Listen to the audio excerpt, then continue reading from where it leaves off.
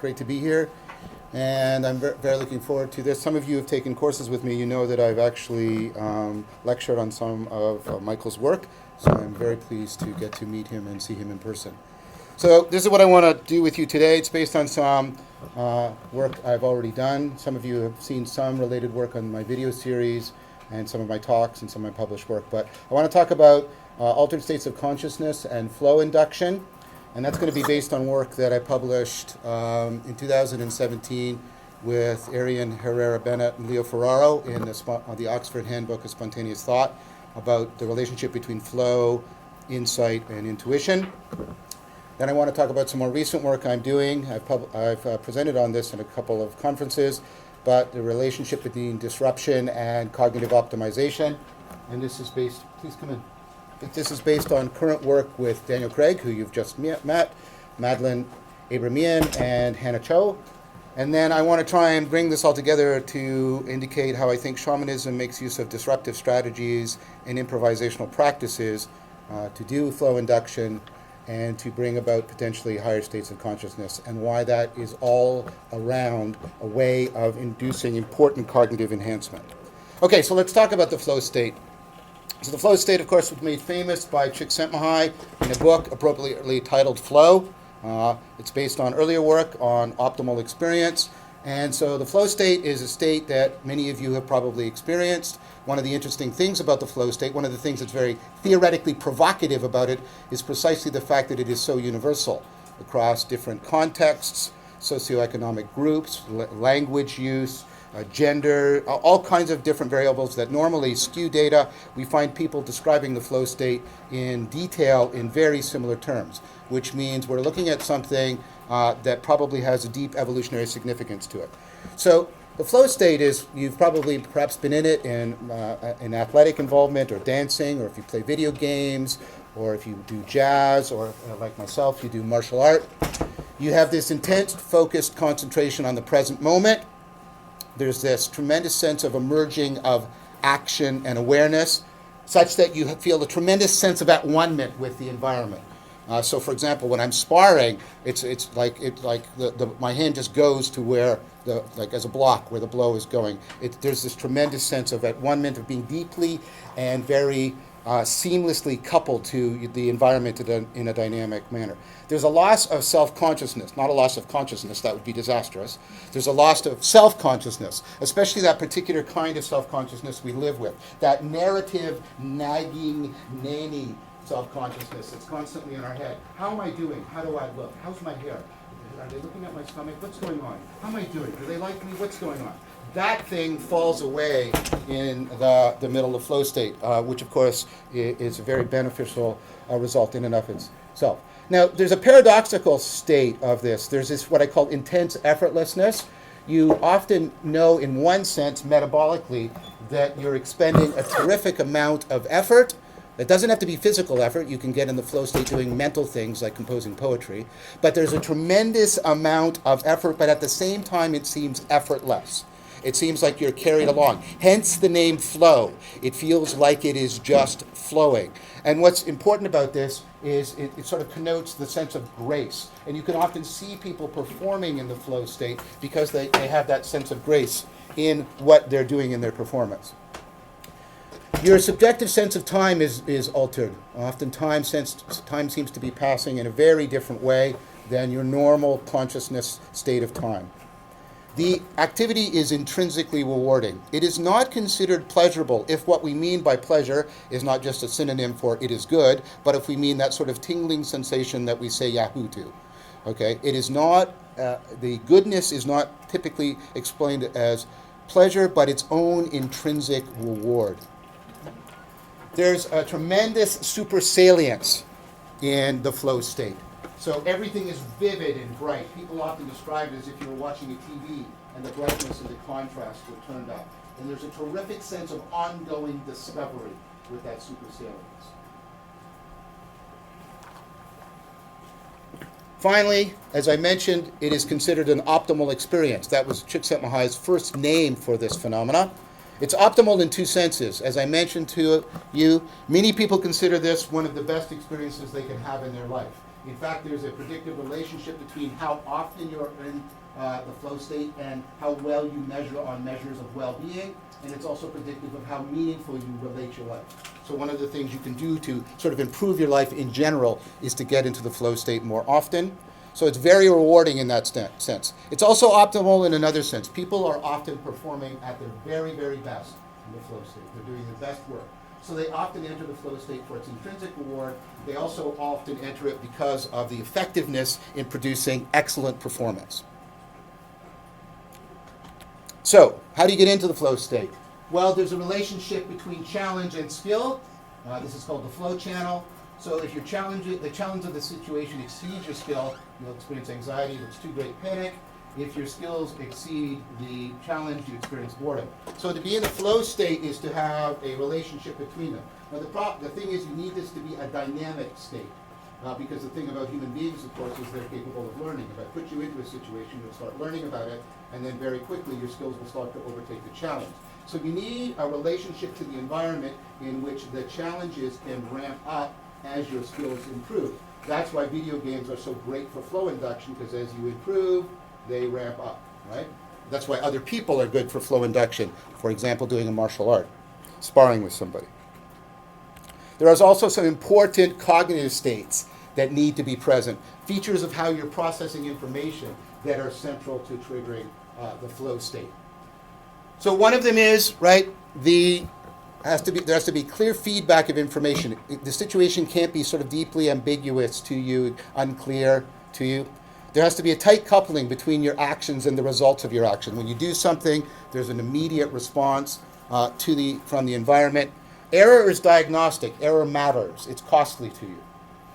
So what I want to do is take a look at, right, some case studies on some flow generating activities. So this is a guy rock climbing.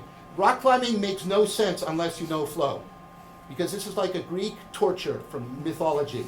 You climb up this rock surface, you might hurt yourself, you might fall down and die, and once you get to the top, come back down. Yeah, kind of Sisyphus, yes. Now, we've of course studied people who do rock climbing, and they do rock climbing precisely because it gets into the flow state. Now, I want you to consider what has to happen in order to do rock climbing very successfully, right? Especially the rock climbing that will induce the sought-after flow state. Notice that as the rock climber is moving, I'll say he because it's a he in this picture, right? They will get to places where they literally impasse, where not being able to solve the problem literally means they can't go forward. And they have to restructure. They have to restructure mentally how they're making sense of the environment, and they have to restructure how they're actually applying their bodily skills. They have to do a comprehensive restructuring in order to break out of that situation and make a new situation possible. They have to break an inappropriate framing and make a new path forward possible for them. Does that make sense to you? Okay, so flow tends to be generated in situations that in that sense require a high degree of improvisation, right? What I mean by that is they require a lot of restructuring, very dynamic restructuring in how you're making sense, how you're framing the situation. What you need to be doing is you need to be constantly breaking inappropriate frame and making new frame. So prototypical things that generate flow, as I mentioned, are video games, because that's the kind of thing. The video games are constantly changing. You constantly have to come up with new strategies. You constantly have to improvise. Playing jazz.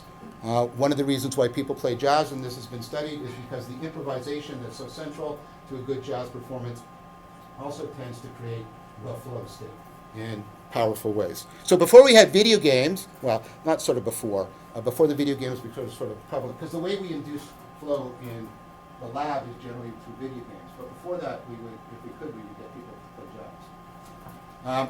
As I said, there's other things, martial arts sparring, also rock climbing, etc. Okay.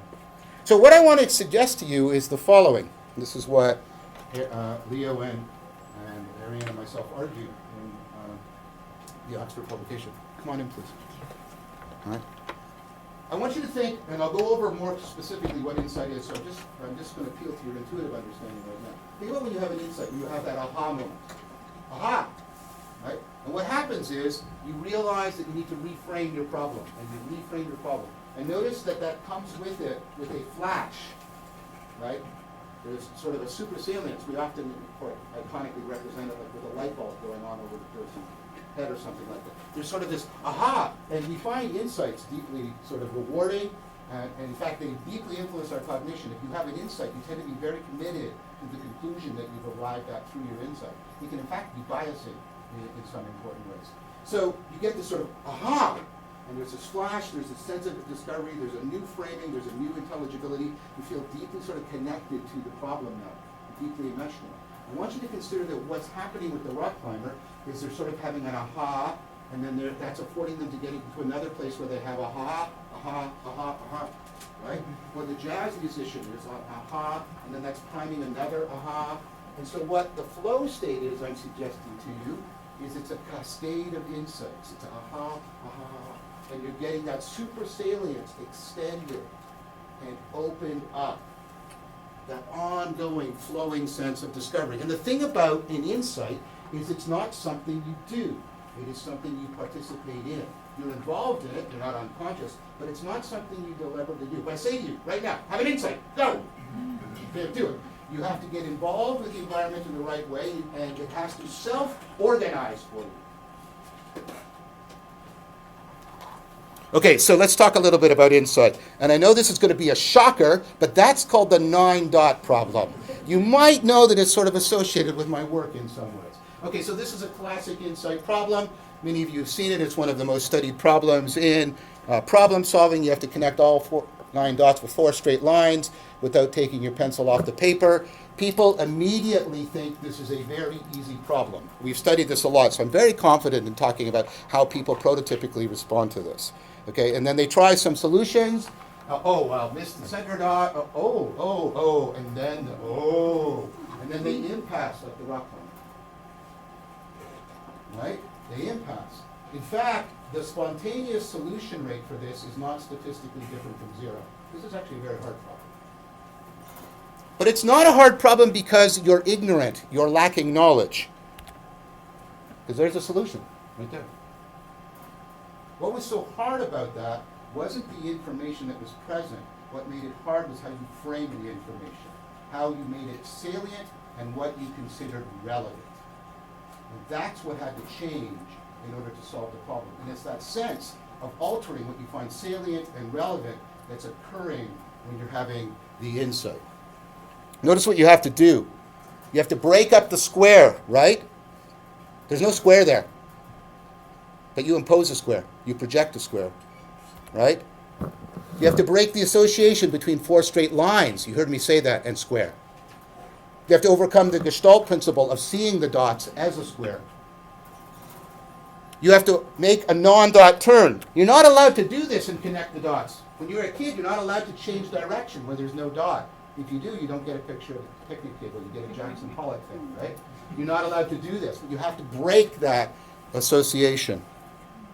You have to do this all in an interconnected, dynamic manner, right?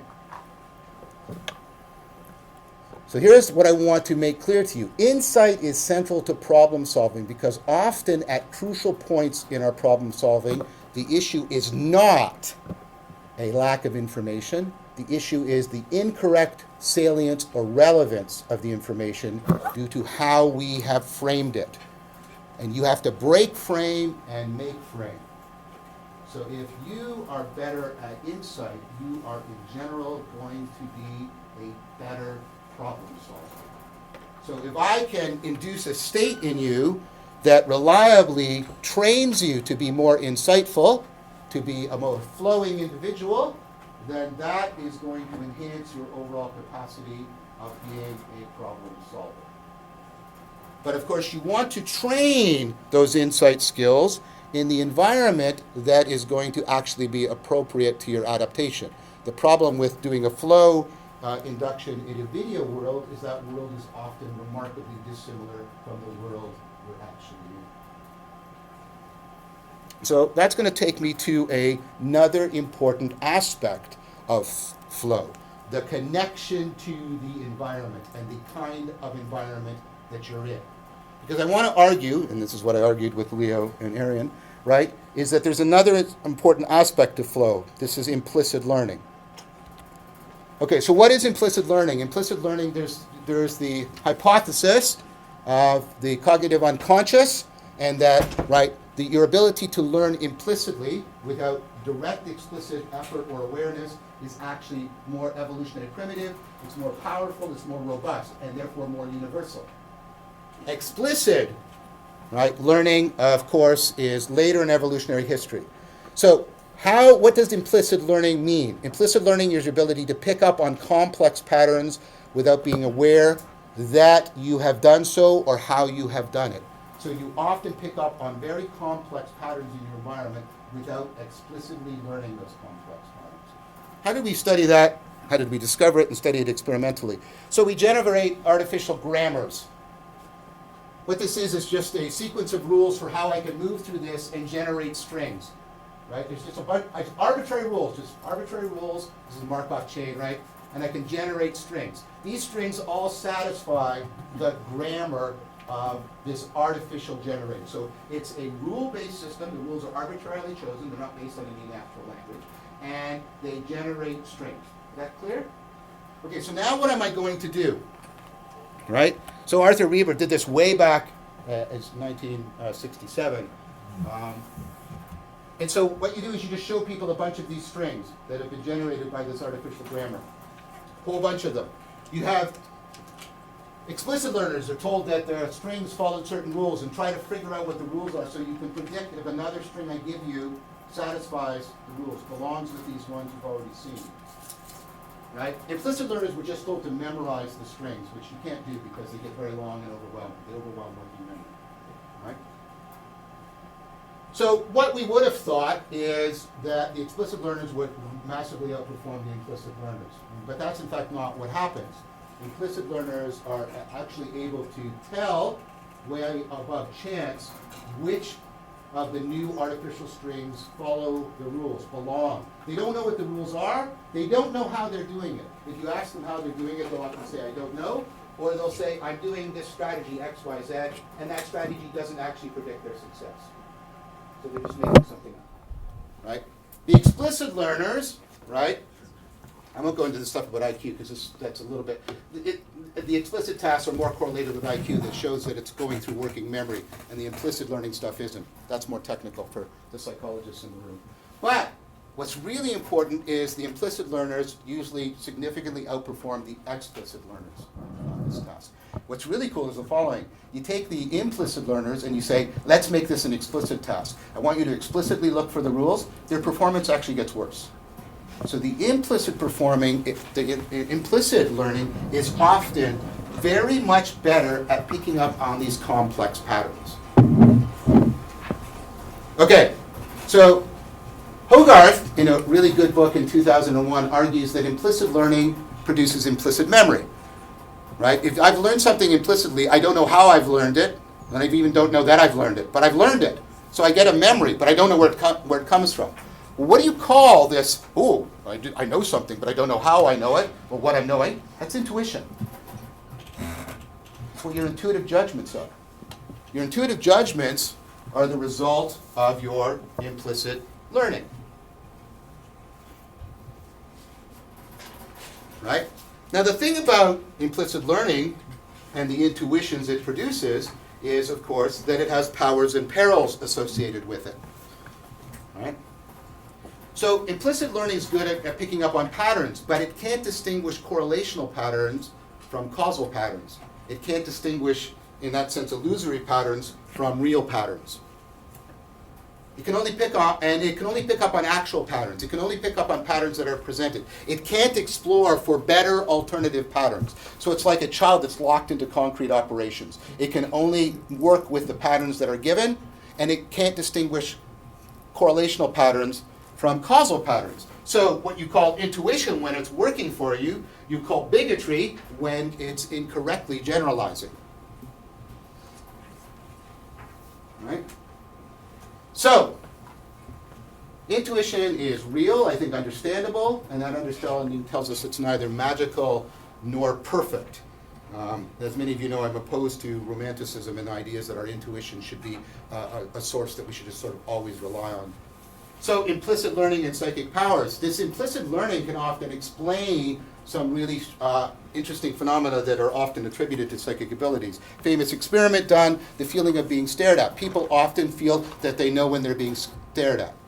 And that would, of course, be a tremendous ability if we actually had it. Now, they ran an experiment where they would have people blindfolded, earplugged, and the room is deadened, and then they would have people come in, unbeknownst to them, of course, and stare at them. And the people that were so sort of sensory deprived, they had to report if they were being stared at or not. And they were scoring well above chance. Well above chance, reliably above chance, experimentally, but ooh, right? Oh, that's pretty, ooh, you can play the creepy music, right? Okay, so, right? Really, really interesting. But then there was a replication of the experiment, and the effect completely disappeared. Because in the replication, they didn't give feedback. See, in all the previous versions, when people were giving a report, they were given feedback. They would go, I'm being stared at, and the experimenter would say, you're right, or you're wrong. When you remove that feedback, you're right or you're wrong, you don't give any feedback, people's performance drops to chance. Why? Well, because the researchers thought they were introducing people into the room randomly. You know what it's very hard for you to actually do? Generate random behavior. The researchers are actually introducing the observers in a very complex pattern. And as long as the people in the room were getting some feedback, you know what they could implicitly learn? That pattern of introduction of the observers into the room.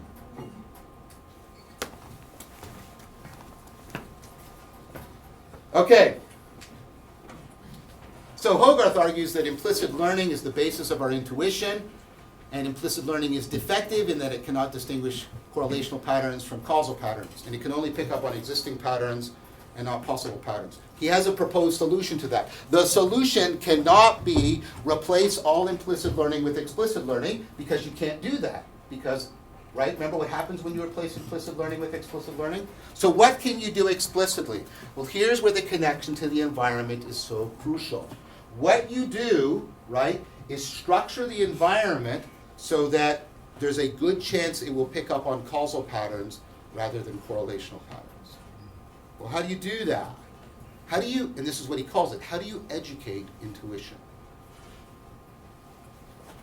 Okay, well, we have a good method for distinguishing causation from correlation. It's called experimentation.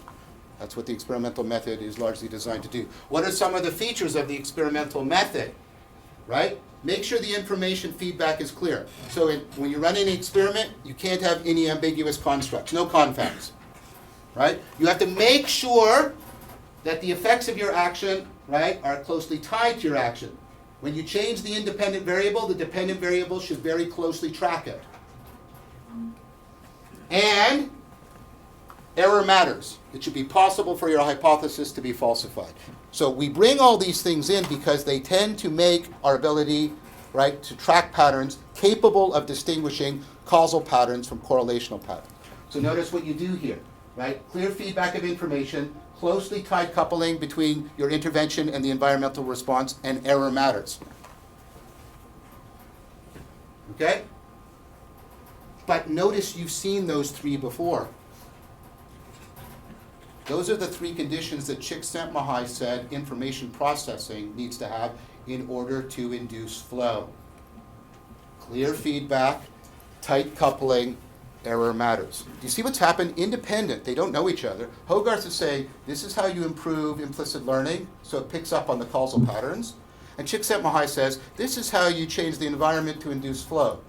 So what I'm suggesting to you is, you know what flow is indicating to you? You're picking up on causal patterns. You're learning, you're doing implicit learning in the best kind of environment. It's an evolutionary marker not only for you're doing lots of insight, but also an evolutionary marker for you're zeroing in. Your implicit learning is picking up on complex causal patterns in the environment. You're training good intuition. So not only you're training good insight, you're training good intuition. Now the other problem is that implicit learning only picks up on existing patterns. right? But that's okay, I would argue, because in the flow state, there's also an insight cascade. And the thing about insight, right, is that it is getting you to explore new patterns, new ways of framing. So if you couple insight to good implicit learning, you're going to get even better intuition formation, because you're going to be picking up not on just existing patterns, but ones that have been, new ones that have been insightfully disclosed to you. So in a lot of tightly coordinated ways, flow is improving insight and intuition formation. And that is going to be very adaptive. Remember, not only is a lot of your problem solving dependent on your capacity for insight, most of your moment-to-moment judgments are done intuitively. Very few of your crucial judgments are performed in an explicit manner. How did you decide where to sit? That's good. There's a space there. Can I sit there? Can I sit? Oh, that's good. That's good. How close should I stand? That's not right. That's okay. Most of your decisions are made intuitively. So if you improve your ability to train your intuition, coupled with your ability to be available to afford insight, you're going to massively increase your capacity as a cognitive agent. I want to add a little bit more to it. Right? So this is what I'm proposing to you. Flow equals an insight cascade that is coordinated. These are mutually optimizing and influencing other implicit learning. And I think all of this makes sense because Csikszentmihalyi also argues that one of the forms of training that will help induce flow more reliably is training in mindfulness practices. I think that makes good sense because we have lots of good evidence now that mindfulness enhances insight by enhancing cognitive flexibility. So here's what I'm proposing. Mindfulness enhances insight, and of course if you enhance insight, that helps induce flow because I've argued that flow is an insight cascade. So insight and disruption. So Stefan and Dixon ran a bunch of experiments where you're getting people, like if this wheel's turning, how does that wheel turn? Now people always start by doing force tracing. Okay, this one's turning and this one, and they trace it around. Then they get the insight that they just need to count the number of wheels. And if it's odd or even, they can tell what the answer is going to be. So you can actually you can track when they go from force tracing to go, oh wait, I just need to count. That's the moment of insight. Okay? Now they found some very reliable and interesting things about that. Entropy, so I won't explain to you how they do it. You measure the sort of the entropy in the cognitive processing. Entropy goes up just before people have the insight.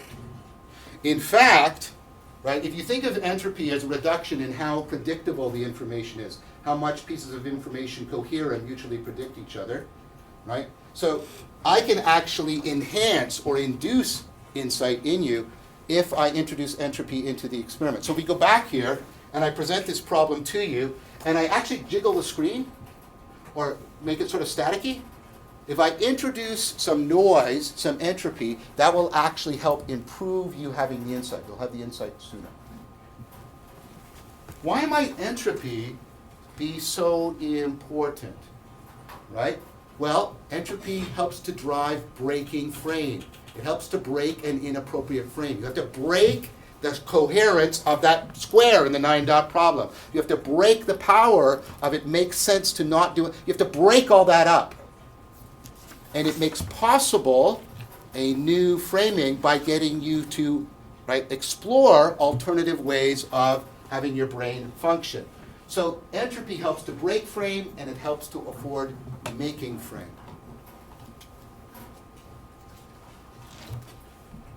Now that's interesting, because this evidence for the effect of entropy and insight is congruent with other evidence. What other evidence? So Siegel has work that distraction, moderate amounts of distraction, actually improve insight. If you're trying to solve a problem you can't solve, you want to be moderately distracted from it. If you're moderately distracted, it introduces just enough entropy that you'll break the framing you were using, and when you come back and look at the problem again, you will consider a new framing. Moderate distraction actually enhances insight. This is probably, Siegel argues it in fact, and there's evidence to support it, that this is what's behind a lot of the mythology about incubation. You know, study the problem, go away, let your unconscious work on it, and all that sort of stuff. There's good evidence that the amount of time away, the amount of time in the unconscious doesn't really predict insight. Although dreaming might have an impact on insight, and lucid dreaming seems to. So I'm not discounting that. But it's not primarily time in the unconscious that is driving the insight, typically in incubation. What's driving it is distraction, moderate distraction from the problem at hand. It's the disruptive effect. You could make a good case, and people are starting to make it, that mind wandering, the thing that we all face, like you're trying to, focus on this lecture that's just incredibly dense, right? The guy's talking so fast. What's the problem, right? So, but he's saying, I hope, interesting things to your mind. Oh, I want to think about that. And before I'm remembering my trip to Florida. It's over here, right? Mind wandering. We do it all the time. It's the thing that we're constantly. Now, why is that so pervasive? Well, there's lots of functions that mind wandering performs. It's probably associated with the default mode network. I'm not claiming this is an exclusive function, but when I've talked to Zach Irving about it, former student of mine, and now one of the people who's sort of the leading researchers on mind wandering, one of the functions of mind wandering is it seems to be a natural way in we distract ourselves from our tasks so that when we come back after that disruption, we might insightfully reframe our tasks.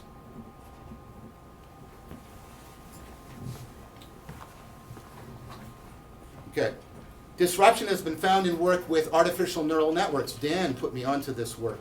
As you know, I do a lot of work in cognitive science about artificial intelligence and neural networks. But the idea is, and then when I saw this and I started looking at it, you see it all across neural networks as a strategy. Disruptive strategies are used to optimize the performance of neural networks. When they're things that are doing like deep learning, all the stuff that's so successful now in artificial intelligence. Why? Because if you let the network run, it will sort of overfit to whatever data you're giving it to train on. It will pick up, it's really good on picking up on the patterns in the data. The problem is, a lot of the patterns in your sample don't generalize to the real world. And what you need to do is break up that fitting, that framing that's too tight. And then that allows the network to explore more variation, more options. And that actually allows it to learn better. So regularly you introduce noise into neural networks. You can flood it with noise, you can drop out, you can kill half the nodes for a while in a network. There's all these strategies of massively disrupting the network in order to enhance its learning. Here's a quote from Woodward et al. Indeed, the occasional alteration of normal neural activity, which we simulated as a total randomization of the network, that's a pretty bad trip, right? Network space is an essential aspect of the self-optimization process. Tapping into self-organization, the way an insight is self-organizing, in order to optimize, improve your overall cognitive processing ability. The more each reset state deviates from previous visited state configurations, the more, so that's breaking frame, the more likely it is that the neural network will converge on a novel attractor, that's making frame, and thereby implicitly, look at that. What a gift for me, right? Implicitly learn more about the layout of its own overall state space. These aren't people concerned with anything that we're talking about here today. They don't care about flow or insight or altered states of consciousness or anything about that. This is how you make neural networks work better, and yet look at it. Look what they're saying. Now, interestingly enough, they go on to point out how this work is convergent with the work of Carhart Harris and others, that psychedelics increase entropy in the brain and thereby afford enhanced creativity and insight.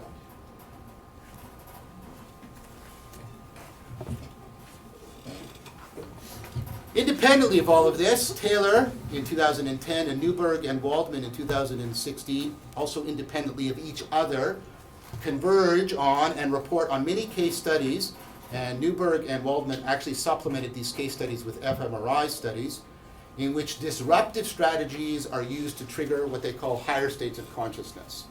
Enlightenment experiences, awakening experiences, profound transformative insight experiences. And disruptive strategies are reliably predictive of getting into those higher states of consciousness.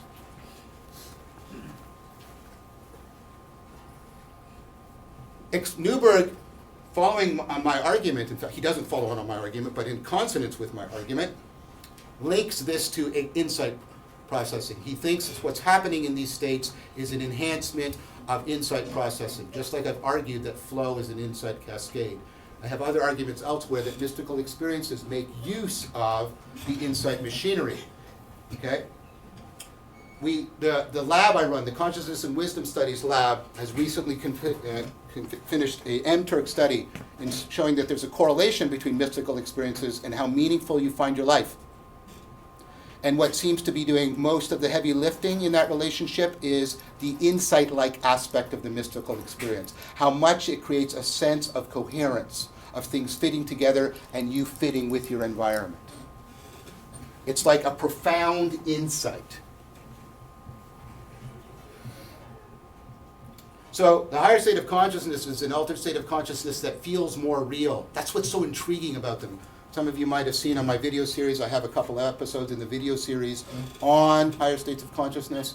There's also a talk I have on YouTube on what's higher about higher states of consciousness, if you want to look into this argument in more detail. But they intrigue me because most of our altered states of consciousness are thrown away. Because, like, you're drunk and you come back, whoa, that was bad. That's not real. You go into a dream, you come back, well, that wasn't real, right?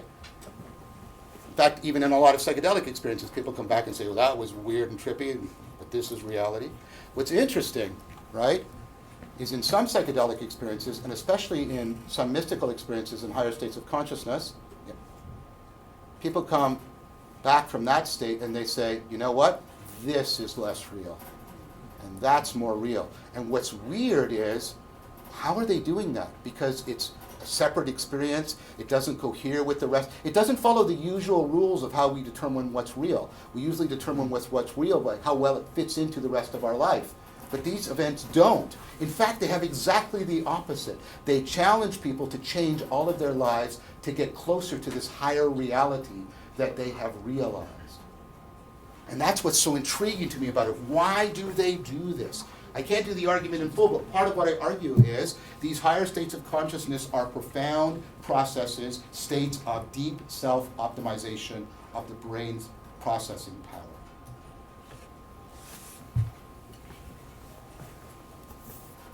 These events are deeply transformative. People will change their entire lives, their identities, their relationships to be more conformed to the realness they sensed in the higher states of consciousness. They are deeply, deeply transformative.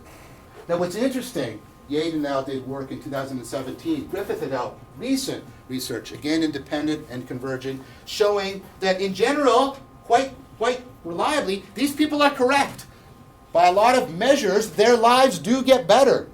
These higher states of consciousness reliably guide them to improving their lives across several important measures of meaning, psychological health, well-being, relationship health.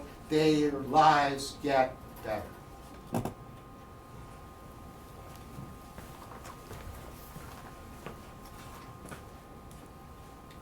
I think it's plausible that's what's happening is that your problem solving, your implicit learning, your making sense abilities have all been improved, and people are using this to improve their lives and make their lives better. I think that's a very plausible hypothesis. Now this is not something I have expertise in. I can only base it, I've not had direct experience, as Michael has, but I've read a lot of reports of people talking about this, and I mean, shamanistic induction seems to make use of many powerful disruptive strategies. There's sleep deprivation, there's marathon chanting, there's singing, there's all kinds of things that are deeply disruptive. There's often, right, not always, there's the use of psychedelics, which we've already seen are entropic induction chemicals.